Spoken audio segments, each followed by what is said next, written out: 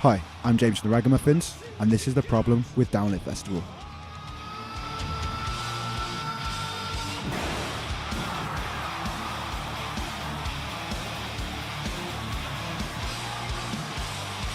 So if by some chance you've never heard of Download Festival, or don't exactly know what it is, Download is arguably the premier rock and metal festival in not only the UK, but also worldwide.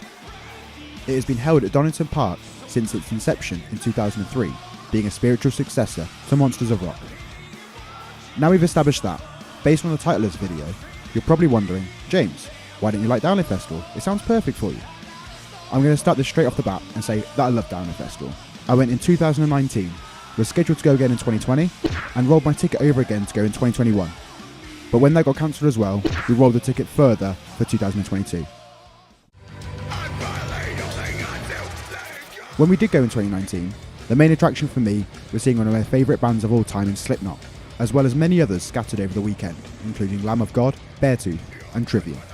However, despite all of this, Download Festival has had a growing problem that is starting to become more and more noticeable amongst the music community it appeals to.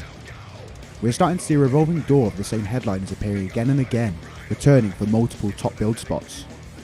Whilst this isn't always a bad thing, and that it's obviously known that these bands can draw large crowds and sell tickets for the festival, the feel of Download is becoming less fresh and more stale with the stagnancy of repetition. Let's take a look back at the history of headliners so far, including the next iteration of Download Festival in 2022. Since Download began in 2003, it has run every year until 2019, and then after a 2-year break it will return in 2022. This is a total number of 18 events that in total produce 53 headline slots. Out of these 53 headline slots, 26 different bands have filled the spaces at the top of the Download bill. The graphic on screen now shows the 26 bands that have headlined Download Festival and the amount of times for each of them. So for example, Audioslave and Muse have only headlined once, whilst Metallica have headlined 3 times, Slipknot and Linkin Park both have led the festival 4 times each, and Iron Maiden have been the big name on the poster 5 times. Using this information, we can get some actual statistics on the repeat headliners that are giving Download the stagnancy that I previously mentioned. Over 77% of artists have headlined the festival on 2 or more occasions, with 58% of these bands even headlining 3 or more. This is such a heavy skew towards repeat headliners, and this is where there is a need for change towards the future, and for more variety in who gets to finish off each night at this prestigious music festival.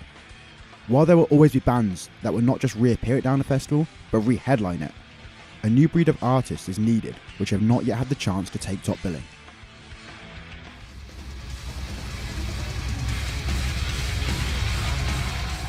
We've thrown together a list of bands who we think have the potential to do this based on popularity, ability to draw crowds, and also the depth and discography to create a Download Festival headline worthy set to cap off a big day of alternative music. Bands such as Trivium, Korn and Lamb of God have already had the opportunity to perform on the main stage, but have not yet been the last performer on the night.